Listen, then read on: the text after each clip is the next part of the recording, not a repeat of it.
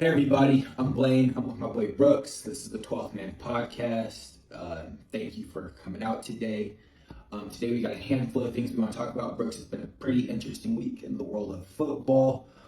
First things first, let's get the big elephant out of the room. Messi's contract is ending in what? 9 days? 9 days. Yeah. 9 days, 30th of June. What's going on? Everybody knows that. I don't think maybe everybody doesn't know, but most people know that they can't afford his current weekly wages. So that's like the big thing right now. Obviously, most people know that Barcelona is in a lot of financial trouble. So, one of the things that they're trying to figure out is like, all right, we still want you here. Obviously, they don't want him to leave. They just signed Aguero, so hopefully that would help him stay. But one of the things they're talking about is like just bringing his salary way down. And this isn't just him either. This is like, Gerard Piqué, Sergio Busquets, a lot of the guys that have been there for quite a while. They're talking about everyone kind of taking a voluntary pay cut. But specifically with Messi's situation, it's like, all right, yeah, you'll take a pay cut, but like even when you retire, you're still gonna get, checks from us for, I don't know, in perpetuity maybe. Who knows how long that's gonna last for? But that's gonna be kind of a way to kind of recoup some of whatever losses he's gonna hit if he does take a pay cut. So that's kind of what the talk is right now. But I don't know, man. Like obviously the option is still for him to potentially head over to Paris, City. Who knows? What do you think? Well, I was gonna ask you. So, is the new deal like take less money now, and we'll just pay you after you retire, like in installments until you're like 70 years old? Right, yeah, it's similar to that. I don't know that I've ever seen anything like this in football as far as like team player contracts. You see stuff like this. For example, Beckham's lifetime deal with Adidas. I think even Messi has a lifetime deal with Adidas. I believe LeBron has a lifetime deal with Nike.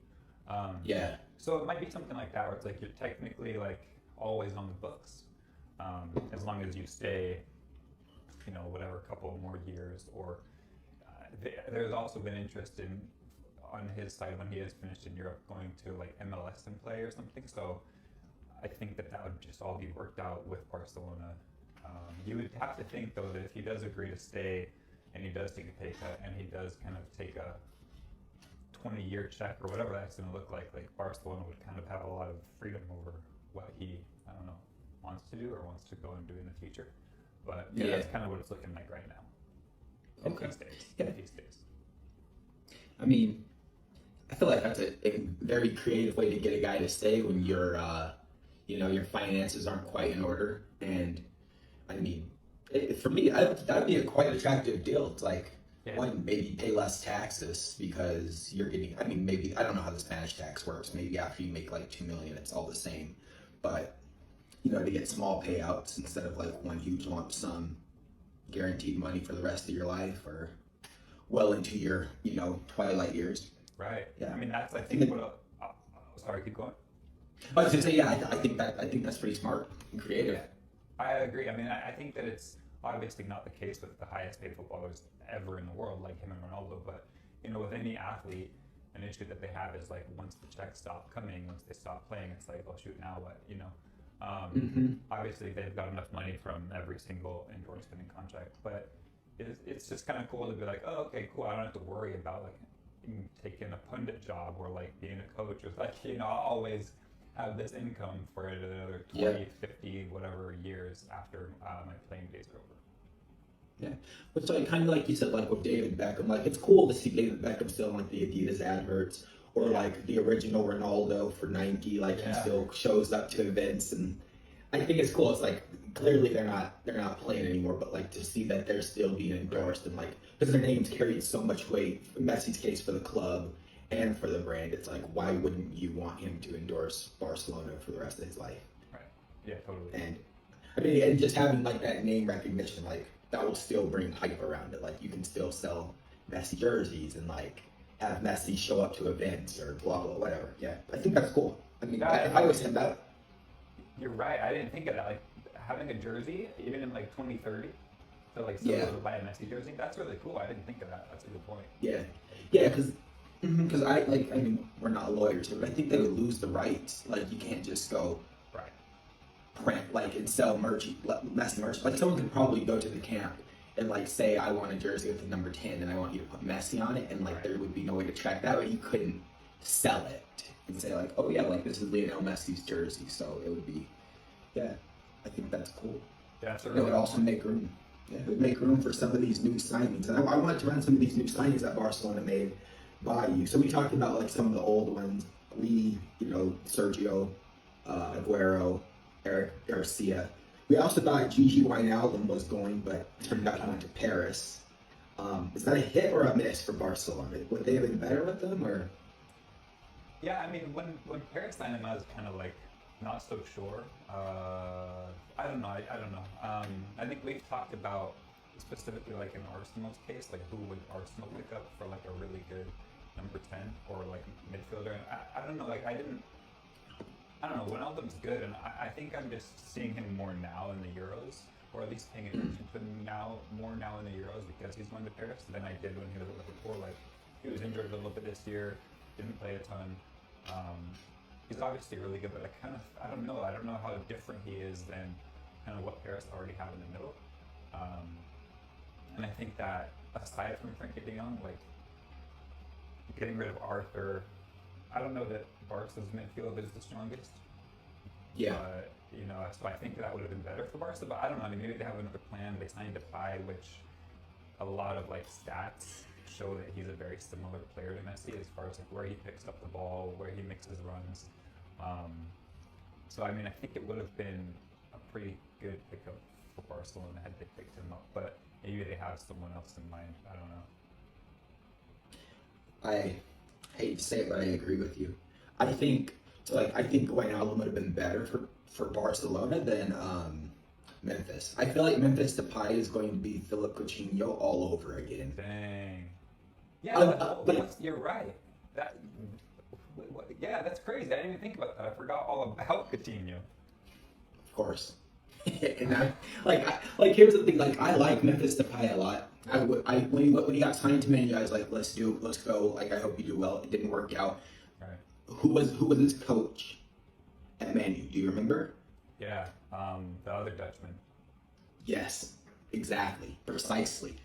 So it didn't work out, and everyone was like, well, he has the Dutch coach. You're gonna have the Dutch connection. It didn't work out. Dutch coach left. Right. Very volatile club. Goes to Olympic Lyon, does his thing. 5 years later, okay, we got the next Dutch coach at Barcelona. Let's bring him in to play a role that Messi already plays on a 2-year contract, so it's pretty low stakes. But still, I don't see how that's going to work out when like you said, like I almost spoke Portuguese. They haven't strengthened. It's this jersey, man. This jersey's freaking it out.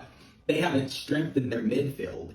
At least I can't think of any significant signings that Barcelona has made. So it's like, okay, Memphis Depay is going to come in and him and Messi play the same spot, and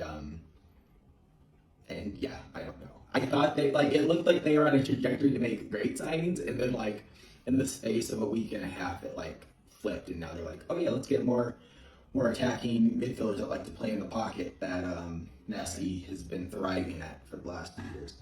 All right. Last few decades. Other thing though, I saw this morning on some of the gossip transfer sites, and I don't think there's any validity to this at all. But I heard people saying that Joan Laporta is trying to bring CR7 to Barcelona to play alongside. No way. No way. I don't think so. I mean, I don't know. I didn't mean to cut you off, but I just don't see it happening. I don't see it happening. No, I don't see it happening. The one, like the Madrid ties. Two, right. It's like Ronaldo's he's a what do you call it? Like a loyal guy. Like he won't play for any other clubs in England besides Man U. He won't play for any other clubs in Portugal besides Sporting. I don't know about Italy, but I definitely don't think he would sign for Barcelona. And I don't think Barcelona could afford what he would want to make. He would want to be the highest paid player on the team. It's not getting he's getting, or at least he's getting paid what Messi's getting paid. And like we said earlier, like they're having a hard time dealing with that, so they want him to drop wage. Okay.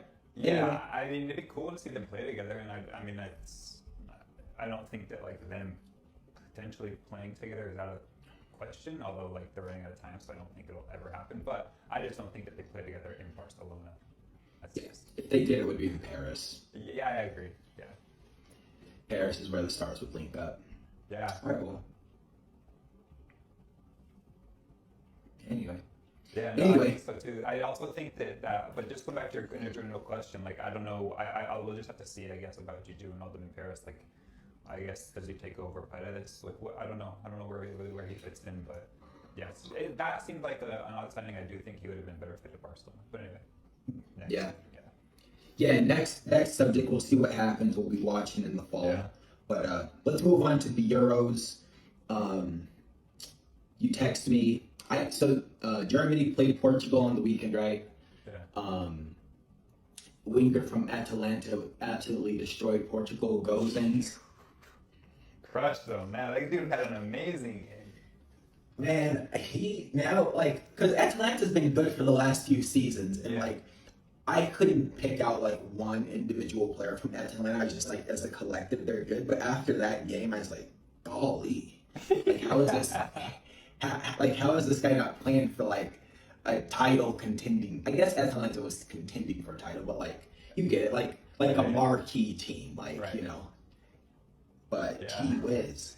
Yeah, he That was nuts. really. Even though the first game too against France, he didn't have he had a pretty good game too. I mean, he's kind of had a really good tournament so far. Yeah, so far standout player. Yeah. Standout player of the tournament, or at least player that probably standout. I mean, I feel like Italy also has had some standout performances as well, as you also mentioned in our text thread. Italy's been going in, and they're a little bit lucky or fortunate that maybe they've been playing their first few games in Rome, but still, Yeah. they've looked amazing. Yeah, good grief, dude. So I'm like, oh man, Italy, here. Okay, I'll just give you my hot take of this is what I think of the tournament so far, and then I want to hear yours. England has completely dropped the ball. They one goal in 2 games, and I don't even know if they had a shot against Scotland. Dude, that was the worst. That was the biggest waste of time. Yes. So far in the tournament for me. Watching that game was a mistake. Yeah. Yeah. Same. I legitimately fell asleep on my couch. It was a waste of time. But I'm looking at England you guys don't stand a chance. France, they had a disappointing game on the weekend, but I'm it's France. I'm sure they could bounce back. Yeah. But then I'm looking at Belgium. I'm still looking at Belgium, and I'm looking at Italy. You could make it to the final. You guys have everything it takes. So. Yeah, totally. You're right with Belgium and Italy. And Italy's reserves yesterday came in and tore them up. Marco Verratti is back fit. He looked incredible. Yeah, man, it's just just caught me completely off guard. Because they've been winning games. I think they now have scored 7 or 8 goals. No, I think yesterday won 1-0. Yeah. So I think it's 7 goals in 3 games. Yeah. I don't have my stats in front of me, but I think that's probably the highest goal tally so far in the tournament. Yeah. I think it is because Germany didn't score against France, but they put 4 past Portugal. But yeah, I think that might be the highest goal scoring because it hasn't been a crazy, amount of goals in this tournament yet. There's been some pretty consistent ones, but it's not been 4, 5, 6, 0. Yeah. Yeah, Italy's looking so good, man. They're really fun to watch. I'm glad they're playing in Rome.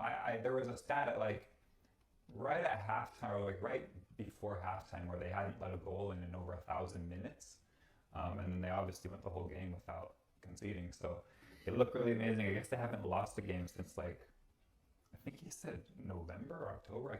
They've been on fire for the last few months, which is crazy because they didn't even make the World Cup a couple of years ago, but they look like one of the best teams in the world right now. So yeah, let's remember that you just said that for later in the conversation. Okay.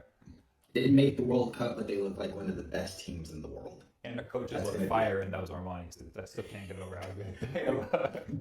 Yo, best dressed at the Euros, and so far best performing. Yeah. Beautiful. Okay.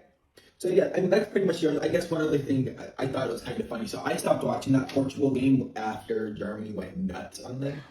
Germany seems to have some sort of like bias against Portuguese-speaking countries. Dude, they're embarrassing Portugal. They embarrassed Brazil. They have a bias. If they played against like Angola, they would probably do the same thing. That's But funny. you said so. I didn't watch the end of the game because I got frustrated. But you said that Gozens asked Cristiano for his jersey at the end of the game. No, that was the when they. So as you said earlier, Gozens plays for Atalanta. He asked him at a Juventus match. Oh, okay. I think that Atalanta had. I mean, but it was a similar situation. Like Atalanta had just knocked them out of the Coppa Italia, and and all those like just like looked at him, and I didn't know that happened until like one of the announcers was like brought it up.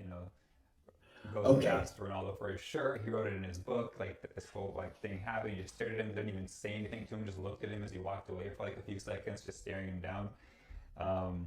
Yeah, and then his teammates bought him a shirt, a Ronaldo shirt, like a few weeks later. But yeah. Okay.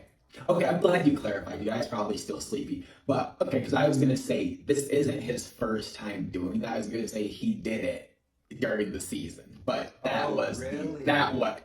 Well, but now you've clarified because what happened, that was the incident. Yeah, so I was going to say, this is like a repeat offense, but it was from the Coppa Italia. Okay. That makes me funny. I was like, this match is going up to 9 everyone. Like, yo, you beat me, you're done. Don't talk to me, don't look at me. That's so funny. Shout out, I love Ronaldo. And like you said, I think you said you would do it. I would do the same thing, dude. Like, if my team loses a game, like, I'm not shaking your hand. Don't look at me. Don't tell me good game. I'm walking off the field and I'm going home to sit in a bathtub. I'm a sore loser, though.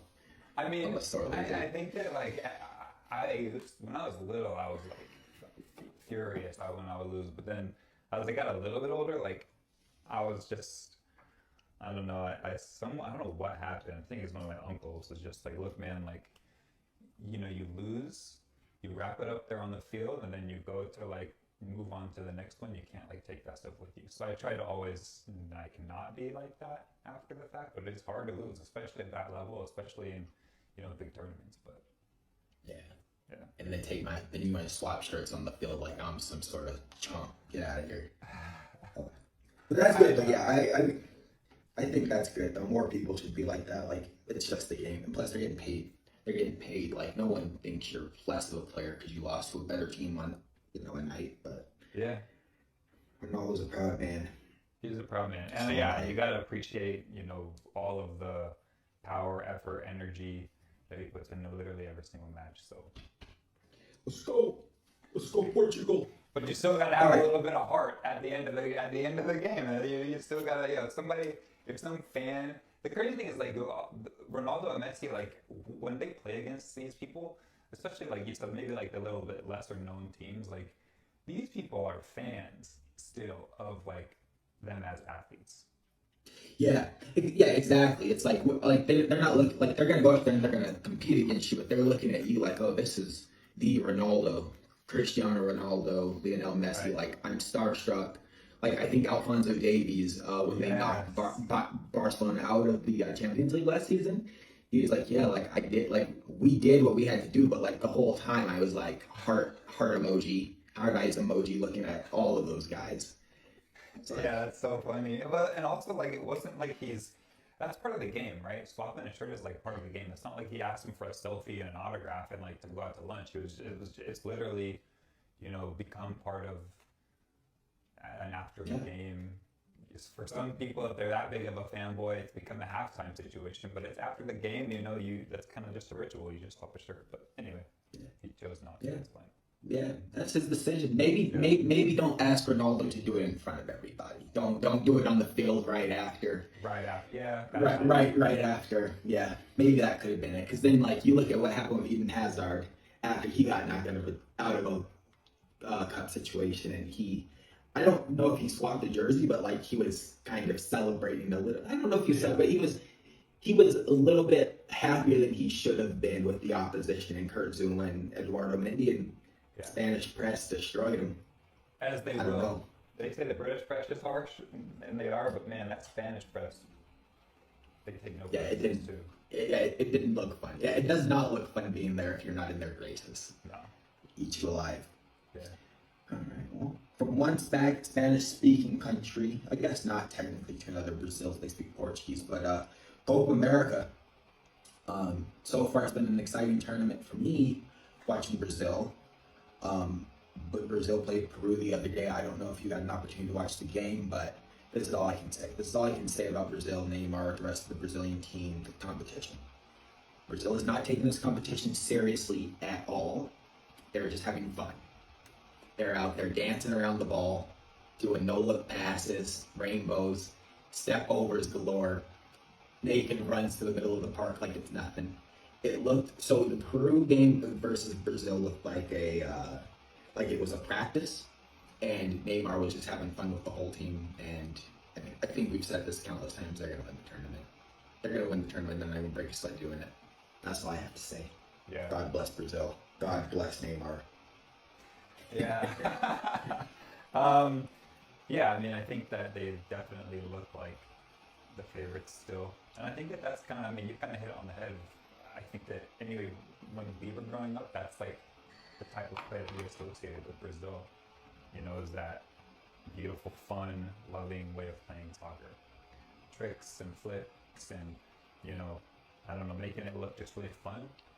Yeah, they're like dancing. They were dancing, dude. They looked like they were having so much fun out there. Yeah, Yeah. they look like they looked so happy. Like I was smiling. I was texting my dad. I was like, "Are you watching this?" Like it was so beautiful.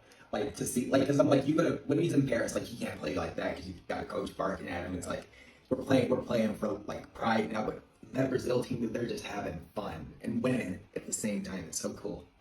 Yeah, That's not like a no, fan. you're right. No. I mean, you are, and that's okay. Like I'm the same with Argentina, but we just have nothing to be that proud about. So I mean, I'm gonna say it. Like you're right. They look really good, and it's so fun to be able to see a team play like they're in the schoolyard. Yeah, I mean, one of my favorite things to do when we travel is like I've done this in Paris. I've done this in like south of France, Marseille. I've done this in Barcelona. Like I love to find just little pitches where kids or even adults are just playing pickup soccer or you know very low level organized soccer because it is very different than what you see you know on TV every weekend. And I think that that's one of the things that Brazil takes pride in is they kind of keep that street style football or beach style football and take it all the way up with them. And so really glad you pointed that out because it is beautiful to see. It is fun to see if people, you know, I don't know, they're just it's very entertaining, and it's even better than doing it in Brazil.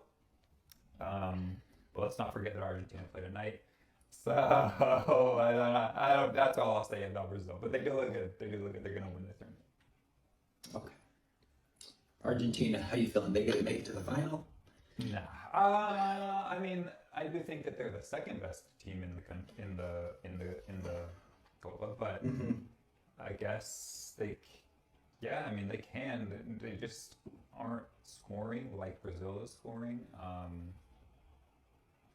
I hate to say this, but it kind of reminds me of Arsenal, where it's like you have the power up front to score these goals, but they're just not doing it. There's no creativity. I don't know. The defense is always shaky. Messi, you know, that short corner they took, and then he played it in a little bit, and then played a ball in the center to get that header from like a kind of more of like a defensive midfielder than anything. It's just I'm glad he can create. He always looks amazing, like, but they just don't look that good. Well, pray for him. Pray for the Albi Celeste. Yes, please. Yeah, but I mean, I think. Go ahead. No. No, I cut you off. I don't even know what I was gonna say. I was going to say, like, even Lautaro Martinez still gets taken off. Like, every 60th, 70th minute, he hasn't scored in a while. They just don't look great. I don't know. It just doesn't look promising now. They just can't create. But anyway, yeah. I'll still keep watching them, still keep supporting them. Hopefully, they can start to pull things together and put some more goals in the net. But we'll see. Okay. One other random thing that I noticed. So I was watching some of the Chile game. They came out.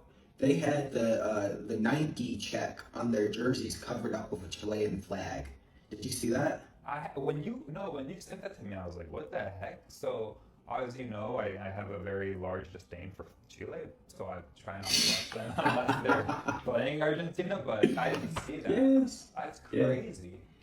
Yeah. Apparently, like the Chilean Football Federation of Football, whatever it's called, they're suing like some subsidiary of Nike over not giving them like sponsorship money for their kit creation or something like that. It seemed like a weird thing because they're not like suing Nike directly because I guess Nike doesn't handle their kit creation, but it's like done through like a smaller company that like goes through Nike. But somehow they still have Nike kits. The whole like I read an article and frankly it confused me. All I got from it was they want more money from Nike, and Nike's like, "Nah, we're good." And now they're like, "Okay, well, we're not gonna show the Nike check until we figure this out." That's crazy. Yeah. It's like, yeah, I feel like you always hear like stories like, well, not always, but like you see stories like, oh yeah, like Nike has a dispute with this person, or like Diodora does it with this, and like players and contracts, they just wear blackout boots. But I've never seen like a blackout jersey where like a team is like, oh yeah, we're just gonna like pretend the check's not there and put a flag over it. That's wild. Yeah, dude. I gotta look that up because you're right. I mean, you hear even when not just Nike, but any kit supplier is on like their last round or whatever, last season of putting out the kit, they still, no one's ever like crossed out the check or the 3 stripes or whatever. They're just like, okay, like we wear this until our contract is up. But that's really interesting. Also the crazy thing is though, I don't know how seriously Nike takes South America aside from Brazil. That's true. There's no one else down there. They do sponsor the Argentinian Rugby Federation, and those jerseys always look amazing. But yeah, they look really good. But they also, I mean, I don't know. I feel like most of their efforts go to Europe. Yeah. Well, I mean, it's all in what I said. Like from the article I read, it sounds like Nike headquarters themselves don't even like deal unless it's Brazil, they're not even doing the contracts. Insane. So yeah, so basically it's like a third party. It's like, oh, Chile wants Nike jerseys, or they brokered the deal themselves, and Nike's like, okay, like here's like you can design them and use all our stuff. Or like there's like a few like club teams that also have Nike. Like there's a big club in Colombia, Independe Nacional or whatever, like the green and black team. Yeah. I don't even know. You probably it's like no one watches the Colombian league, but shout out to the Colombian league. Colombians all over the place. Yeah, exactly.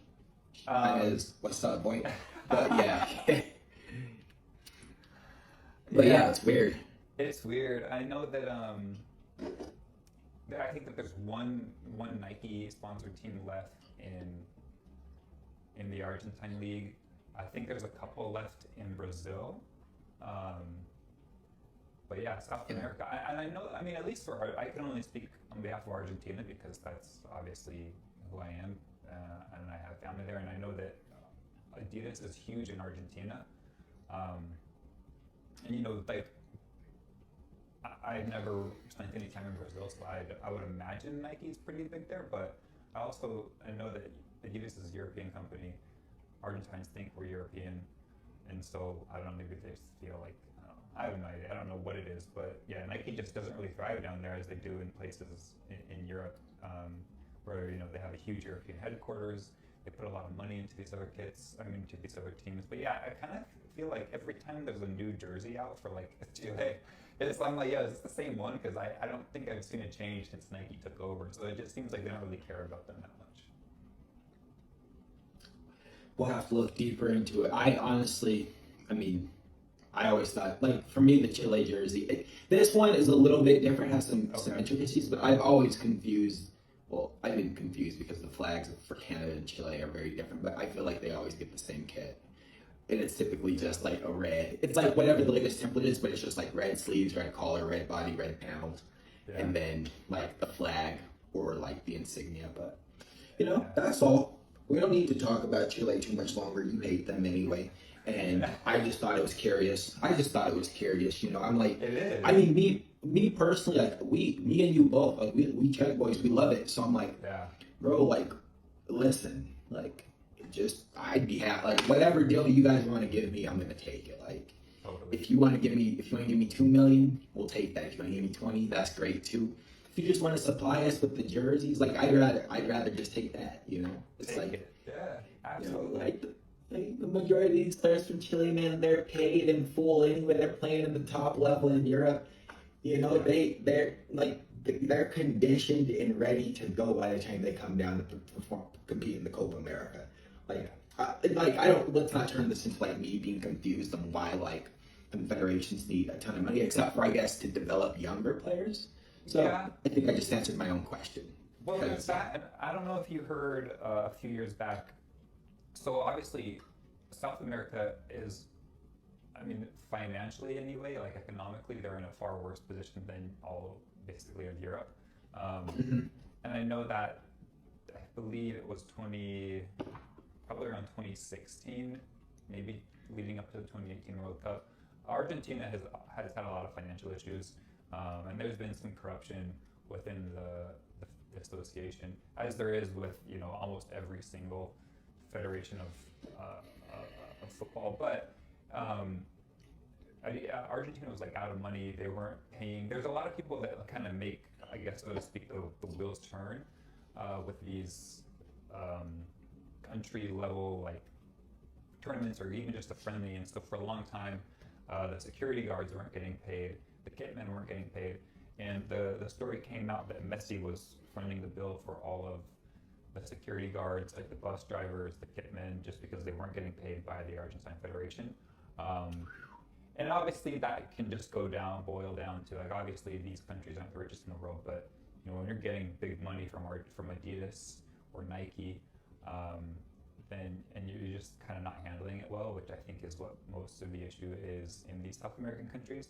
So I mean, there definitely are a lot of people involved that do like rely on a paycheck from these bigger companies. That maybe Chile is protesting something like that. But yeah, it's really hard to see, especially it's hard to see for me mostly when it happens in South America because of like the financial difficulties that kind of go on down there still to this day.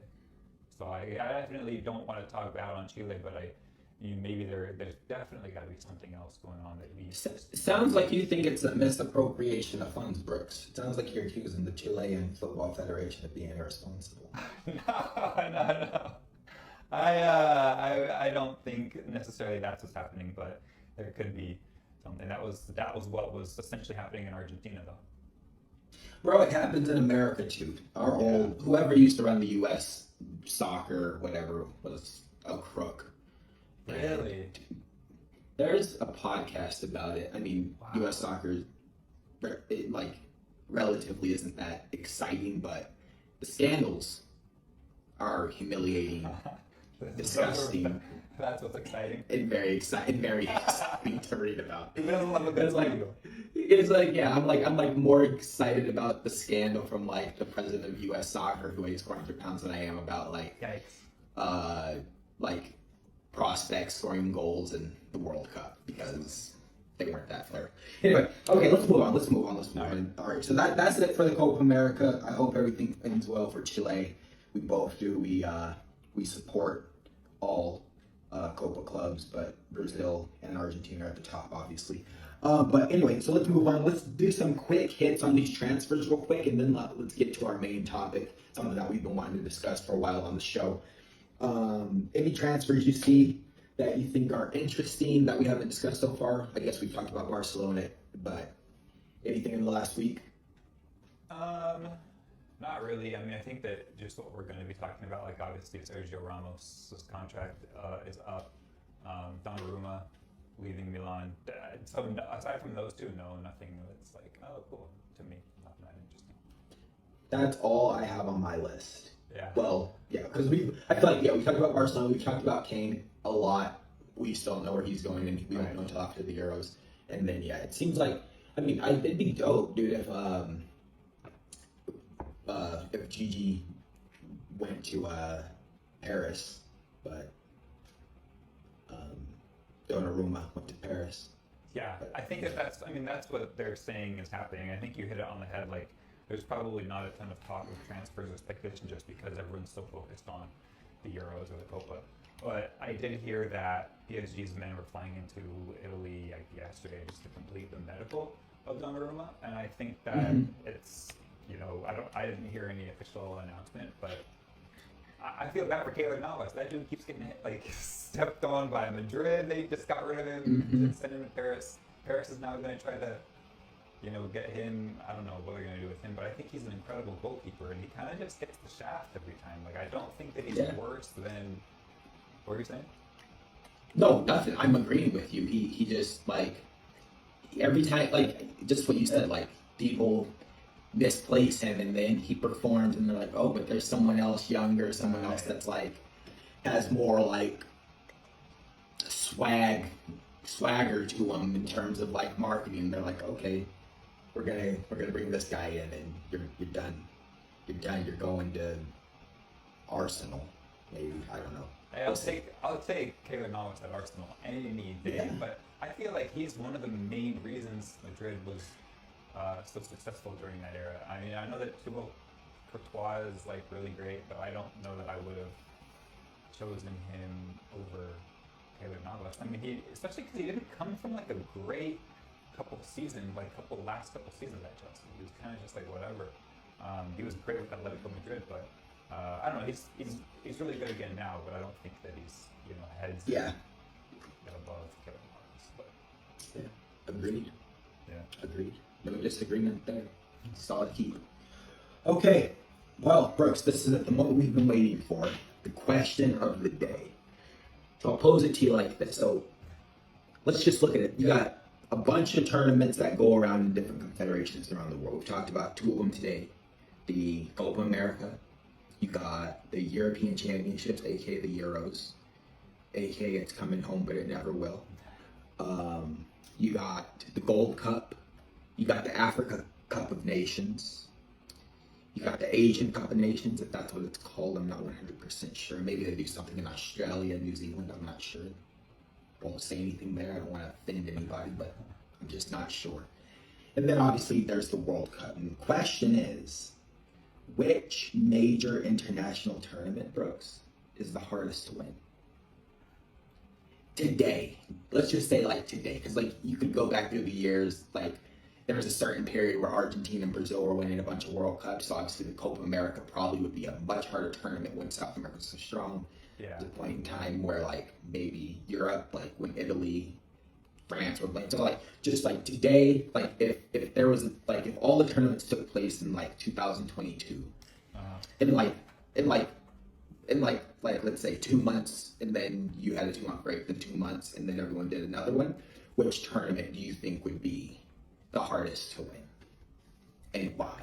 That's such a good and fun little debate, but I just think it's so hard to compare, and it depends on who you ask. Like if you ask, first of all, Europe has nearly 50 countries. So many countries. Let's just say 50. Probably. So I think that South America has less than 12 or 12, if I'm not mistaken. So, Europe has so many countries that they need to have a system for even ruling these countries out before really the Euros start. I guess what's called the finals. Similar to World Cup, World Cup qualifiers is still World Cup. It's just not like the final, 32 teams or whatever. But I don't know. I think that right now, this day and age, the only tournaments that are being played right now are Copa and the Euros, and I think that it's harder to win the Euros right now, currently today. Like on June 21st, 2021, it's harder to win the Euros. But it's also just difficult because some of the best teams in the world can't even compete in those Euros, and the same can be said about Copa America. Having 44 or nearly 50 nations a part of Europe. I remember, this is not what you asked, but in 2014 through 18-ish, 5 of the top 10 teams were South American. And Mhm. only having 12 countries, like, that's pretty crazy that that amount were 50% of the top 10 were South American countries. So, for people to be like Europeans or, European nations are better, Uruguay, Brazil, Argentina, like, they have won more World Cups than Portugal, the Netherlands, like, combined. Belgium, is never. So I know. I mean, historically, I know you didn't ask historically, but I do think that South America's teams are better. I'm also biased, but right now, today, the Euros, I think, are the harder ones to win. Okay. I mean, I guess when you put it like that, that's raw data, and it's hard to refute. Yeah. I mean, like Argentina has what, 2 World Cups? Yeah, 2 World Cups and Gonzalo Higuain. Okay, let's say 2.5. 2.5 World Cups. Okay, 2.5. Brazil has what, 5 World Cups? Yeah, So between those two countries, and I think, doesn't Uruguay have a couple too? they have 4, I think. Is it 4? If I'm not Okay, mistaken, because they won the first like 2 or something. I'm pretty sure they have 4 World Cups. We got to fact check, but I think they have 4 stars on their jersey. Okay, I mean, I just know they have stars on their jersey. Let me see. Are you? Yeah, I'm looking it up right now. Yeah, look it up. I'm looking it up right now because I am curious, and I apologize to all my Uruguayan friends that watch the podcast for not knowing this. I think But it's 4. okay, okay, I hate to say this. So according to Wikipedia, FIFA World Cup champions 2, 1930 and 1950, 4th place 3 times in 54, 70, and 10. Okay. But 10 being 2010, not 1910. But I mean that still completes the argument. I mean, so let's just say based off of those statistics, they have about 10 World Cups between them in the last 100 years. Like that means like Yeah. I mean, sorry, keep going. I cut you off because I saw the national team has 4 stars on top of their crest, which made me want to think that they had 1. okay. Okay. Hey, But what are you saying? Sorry. I'm just saying if Uruguay has historically, if Uruguay has 2, Brazil has 5, and then Argentina has 2.5, it's like Yeah. England's won 1, Germany's won what? Well, that's an interesting 1, conversation. France 2. Well, Germany's won quite a few, I think, but haven't they won like 3? But I think that there's kind of a bit of an asterisk because it was the first few they won, or the first maybe 1 or 2 they won was East Germany, West Germany. It was a nation divided. So when they combined to be Germany, they just took all the stars and put them into Yeah, together. all 4 stars. Is it 4? So it's 4. Yeah, 4, it's right? 4. Yeah. 2014 was the 4th. Yeah. So yeah, I mean that's the highest nation. I mean France has 2 now. Germany has 4. And then I think in Europe is that the most is Germany and then France. There's probably Yeah, most 'cause European nations. Sorry, keep going. Well, I know Italy has 1, right? England has 1. Spain has 1. Let's pull up the list. Let's pull up the list. Let's just pull up the list. Let's see who's won the competition from Europe. Awards. FIFA Cup Awards. I thought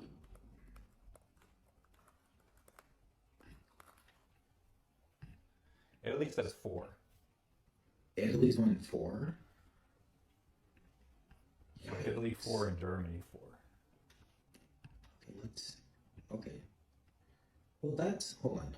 Well, okay, that's the golden ball. I'm trying to, is the list you're looking at show like the statistics for who's won the most? I just googled how many times has Italy won the World Cup and it says 4.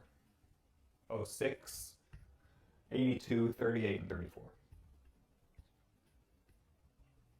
Okay, oh, 6. Spain okay. 1, Germany 4, France 2. Okay. Well, I mean, good grief. I didn't realize Italy had won that many times. I didn't either. Well, maybe it's balanced then. I mean, that certainly changes the complexion of this conversation. I thought South America was sliding in the first, but Well, I mean, having yes, 12 countries. yeah, that has to go for Sovereign something states. too. Yeah, I mean, South America has 14 countries. 14 countries, and they almost have as many World Cup wins as they do countries, whereas Europe has 44 countries. 44 and maybe, closer to 15. Yeah. I mean, I guess all I can say is I agree with you in that if it was happening today, I mean, for the fact that, like, the thing is, like, for, like, in South America, the teams that are strong, like, everyone knows who the strong teams are in South Yeah. America, because those same strong teams show up at every World Cup, and Every year. they are, yeah, and they compete every year without question. It's not like Colombia is there, Chile, like, all the countries are there, Uruguay, like, they're always there, they always compete. But it's like in Europe, it's like because there's so many countries and each confederation can only send so many teams. It's like teams like the Netherlands miss out by fluke, Italy misses out by fluke, Right. Scotland's been to like one or two tournaments in their lifetime, and it's like Iceland, like all these countries that like it's like they're like they'll give you a run for your money, but like they miss out just because of numbers. Yeah. And then so then when you take into consideration that you're doing the Euros, which is the same amount of games, like you don't have to take into consideration like in South America, it's like okay, like the same players that you would be playing in the World Cup are at the Copa America, but in the Euros, there's like all these new opponents that are still around the same level of the majority of the teams that go from Europe to the World Cup. And so instead of like playing against like weaker opponents from like North America or the Far East, like the Asian countries that do well, but like Yeah. if we're being honest, like the American countries like Canada's, like I'm not going to sit here and say countries, but we all know the countries that aren't from Europe and South America that don't put up as much of a fight Right. in the World Cup. And it's like, okay, now those guys are in your group stage instead of like Italy or the Netherlands, and you have to deal with them, which is a lot easier than it is like England drew Scotland 0-0. Like they would probably beat like I mean I'm not gonna sit here and say they would beat the US, but they would probably beat the US. Who's to say? Who's to say? England's kind of blowing it. But all I'm saying is like I think like it like for any country, I think like if you're a South American country, I think the Copa America is probably just slightly less difficult to win than the World Cup. The World Cup might be easier because you don't have to face those countries, but I feel for a European country, the Euros would be harder. But not for the reason that there's like less talent or more talent, just because of the people you would have to play versus the lack of talent outside. I feel like that doesn't make sense. You get what I'm saying? Yeah, I get what you're saying. Yeah, I get what you're saying. Okay. Although this is what the first tournament Scotland's made in how many years? I think probably since either of us now. Yeah, I don't know. I'll put it to you this way. I don't remember ever seeing Scotland compete in a World Cup. That's all I can say. Whether they were there or not, I don't know. But since I've been, let's just say, 12 years old, I don't remember seeing Scotland show up to a World Cup. Yeah. Or in anything for that matter. Yeah. But I do think that you're right. I mean, right now, Euros, for sure. Yeah. They're so strong like, right now. Yeah, exactly. Like you look at some of these groups, and it's like they're letting three teams through, but it's like, man, like I feel bad for like it's like there has to be a loser. And it's like in a different tournament, like you could all proceed and make it to like knockout stage, and out of the groups. But like when your group has like it's like in the Champions League, sometimes you get that group of death, and there's like three solid teams, and there's CSKA Moscow. It's like there has to be a loser out of these three because you can't all go forward. But just because there's a loser out of this three doesn't mean that the person that came in third is a bad team. Right. Like that team, if they were in a different group, could have potentially not one of the other two in a semifinal. It's just that because there has to be a loser, someone's going to lose like 1-0, and it doesn't mean they're not good. It just means like someone has to stay. It's just it's weird. It's weird to me, and this is the last thing I'll say because we're almost at an hour, and like you can respond to this obviously, but That's why, like, sometimes, like, I think, and like this, we can talk about this, but like thinking about this, it's like, is the World Cup really the most accurate measurement of the best team in the world, or is it not? Because it's like, I don't know, it's like,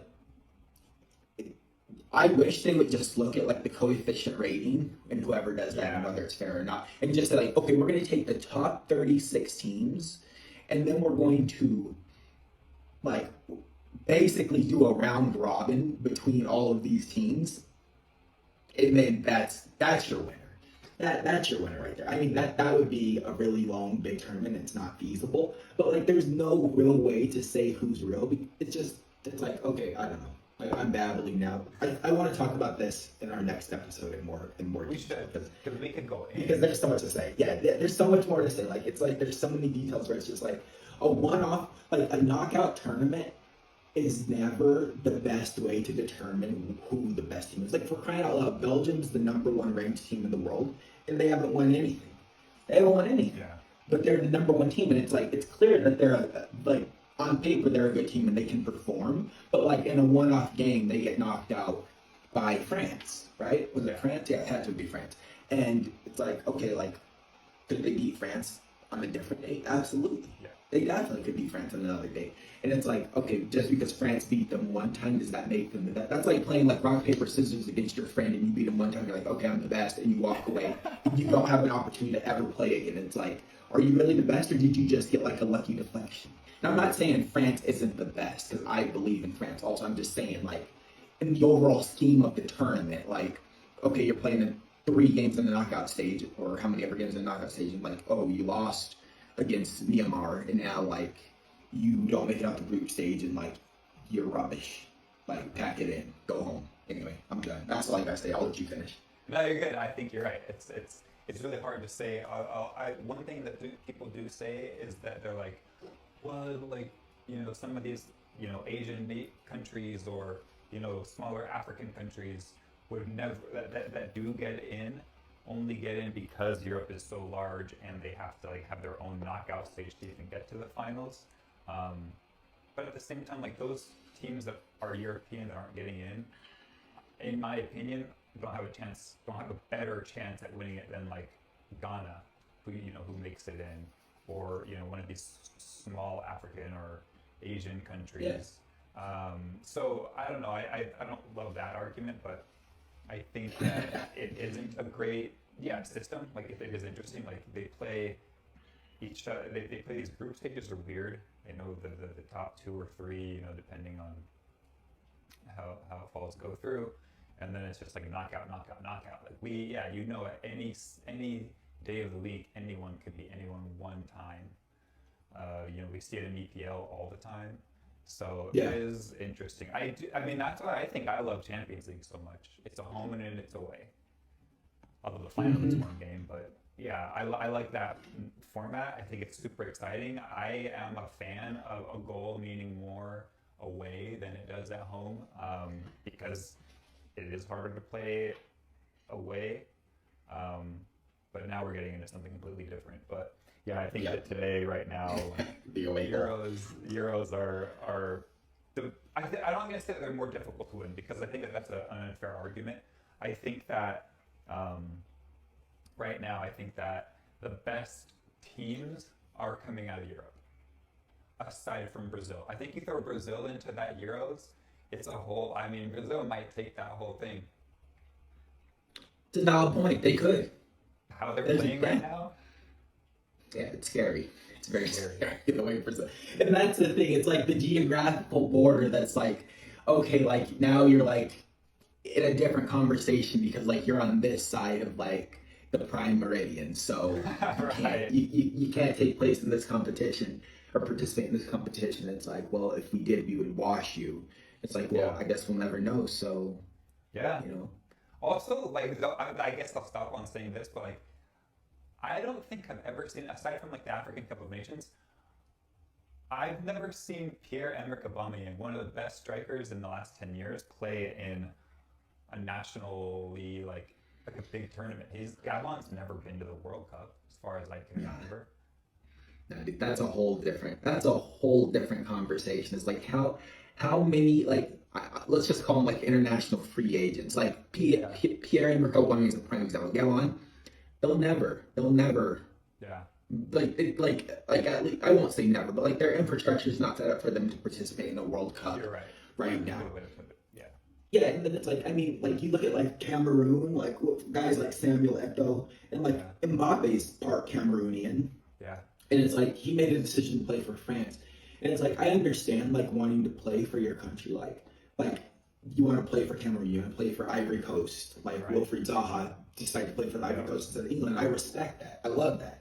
Yeah. But I mean, you do that. I mean, I guess for him it's not a hard decision. You know, England's not winning a dang thing. But but you know, it's like I don't know. It's weird. And the Africa Cup of Nations is like in the middle of a Premier League season also. So it's I like know it's I don't know. crazy.